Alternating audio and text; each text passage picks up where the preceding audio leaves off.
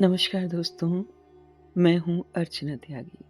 एक बार फिर से आपके साथ हिंदी लिखित परिवार के यूट्यूब मंच पर और आज प्रस्तुत कर रही हूँ राजस्थान के जोधपुर शहर से ताल्लुक़ रखने वाले अब्बास पठान जी की एक कहानी, जिसे उनके कहानी संग्रह बरज़ख से लिया गया है।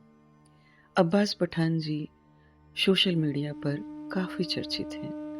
उनकी व्यंग्यात्मक शैली, राजनीतिक स्तंभ, गंभीर लेखन और कहानियाँ पाठकों और दर्शकों के मन को मोह लेती हैं। इससे पहले भी उनका एक कहानी संग्रह राक्षस राज्य नाम से प्रकाशित हो चुका है, जिसे पाठकों का बहुत प्यार मिला।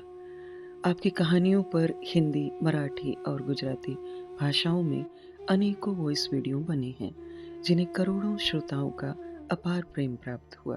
तो आज प्रस्तुत करती हूँ अब्बास पठान जी के कहानी संग्रह बरज़ख से एक कहानी, आखिरी हिसाब, जो उस दौर की याद दिलाती है जब इंसान किम कर्तव्य विमूढ़ होने पर मजबूर था।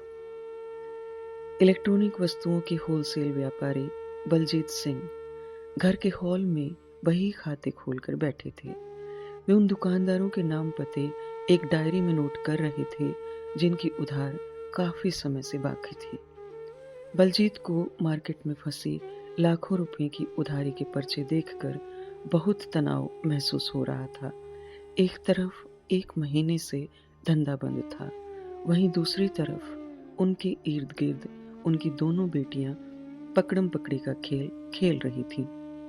बलजीत ने झल्लाकर अपना बही खाता समेटा और बोला, वाहे गुरु, कैसी परीक्षा ले रहे हो?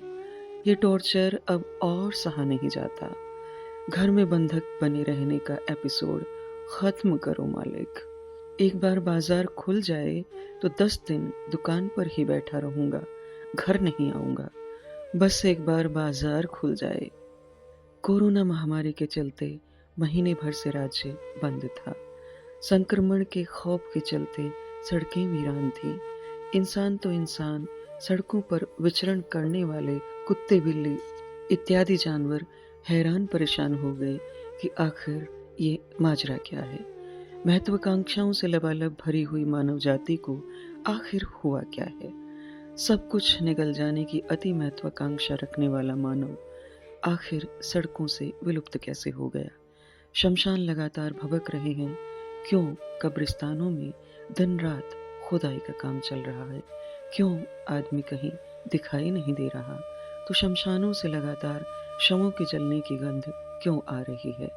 महीनों तक बिलों में दुबक कर रहने को विवश जानवर धरती के ऊपर की खामोशी को महसूस करके हैरान थे कि मानव प्रजाति आखिर ऐसी कौन सी गार में दुबक बैठी कि कोई कंपन ही नहीं हो रहा। कई दिनों से शिकारियों का कोई गिरोह जंगलों में तीरंदाजी करने नहीं गया था। हाईवे पर कितने दिनों से किसी बेकाबू वाहन ने कुत्ते, बिल्ली, बंदर को नहीं कुचला था। पक्षियों की औसत उम्र मानो बढ़ गई थी। बूढ़े पहाड़ मानो जवान हो चुके थे। कूड़े कचरे के बोझ से अटी पड़ी नदियां बहुत हद तक स्वच्छ हो चुकी थी। सदा धुंधला रहने वाला आसमान अपने पुराने नीले रंग में लौट आया था। गगन पर जमी धुएं की परत मिट चुकी थी। ऐसे में लोगों को इंतजार था बाहर निकलने का। आखिर लंबे अंतराल के बाद वो दिन आया। महामारी के भयानक अंधेरे के बाद सुबह हुई। सरकार ने बाजार खोलने की इजाजत दी। सभी लोग अपने काम धंधे, दुकान, प्रतिष्ठान पर लौटे। महामारी की हताशा और अपनों के जाने का जख्म सीने पर ताजा था, लेकिन उम्मीद की किरण आंखों से झांक रही थी। बलजीत ने अपने गोदाम खंगाले, हिसाब संभाला, स्टॉक खंगाला। कुछ दिन सुस्ती रही, लेकिन बाजार अपनी पुरानी मस्ती में लौट आया। नए ऑर्डर मिलने लगे, पुराना उधार आने लगा। उम्मीद की चिंगारी शमा बनकर टिमटिमाने लगी थी।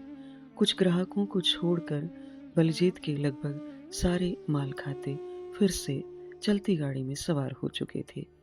आखिर बलजीत ने तय किया कि जिन लोगों का पेमेंट नहीं आ रहा, उनकी दुकान पर वसूली के लिए आकस्मिक दौरा किया जाए।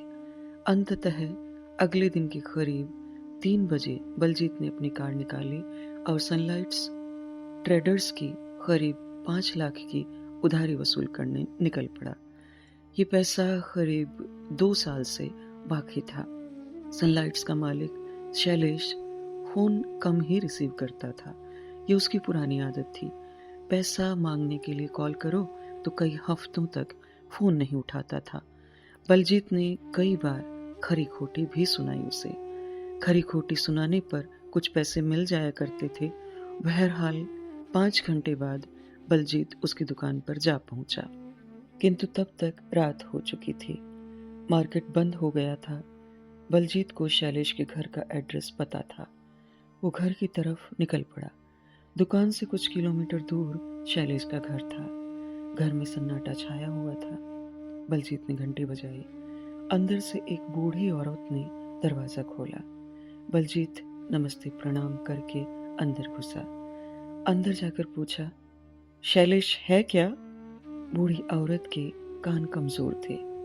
वो कानों में मशीन लगाने का प्रयास करने लगी। तब तक अंदर से 2 बच्चियां बाहर निकली। 10-12 साल की उम्र रही होगी दोनों बच्चियों की। दोनों जुड़वा थी। बलजीत ने उनसे शैलेश के बारे में पूछा। बच्चियों ने जो बताया उससे बलजीत का दिल कांप उठा। बच्चियों ने बताया, पापा को गुजरे हुए 1 महीना हो गया।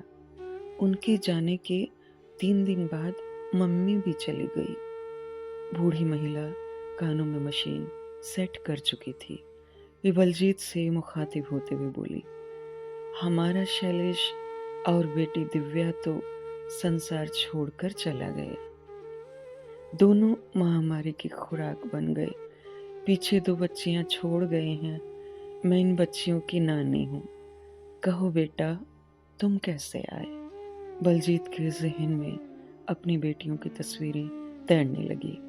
उसे उन बच्चियों में अपनी बेटियां नजर आने लगी। उसके खुद के बोल उसके कानों में गूंजने लगे, जो वो लॉकडाउन में बार बार बोलता था।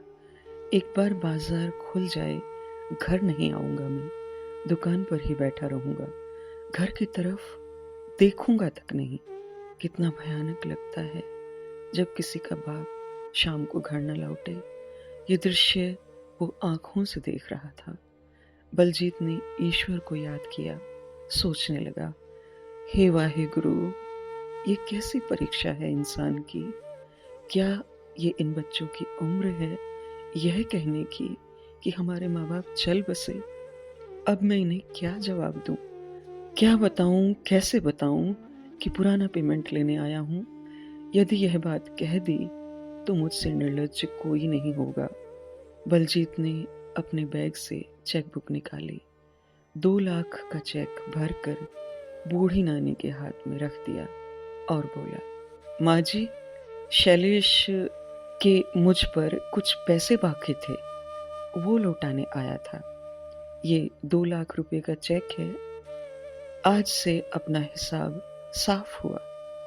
वाहेगुरु उनकी आत्मा को शांति दे। और नम आंखों से बच्चों के सिर पर हाथ रखकर बलजीत ने बाहर का रास्ता पकड़ लिया। तो यह थी उस खौफनाक दौर में लिखी अब्बास पठान जी की एक बहुत ही सुंदर कहानी, आखिरी हिसाब। मैं आशा करती हूँ मेरी आवाज़ में यह कहानी आपको अवश्य पसंद आई होगी। कहानी को लाइक करें, कमेंट करें और अन्य साहित्य प्रेमियों के साथ साझा भी अवश्य करें। मैं अर्चना त्यागी अब आपसे विदा लेती हूँ। फिर मिलते हैं ऐसी ही और कहानियों के साथ बेहतरीन कहानियों के सफ़र में। ऐसी ही कहानियाँ सुनते रहने के लिए चैनल को सब्सक्राइब भी अवश्य करें। धन्यवाद। अगर आपको रचना पसंद आती है तो लाइक और कमेंट्स ज़रूर करें और शेयर कीजिए।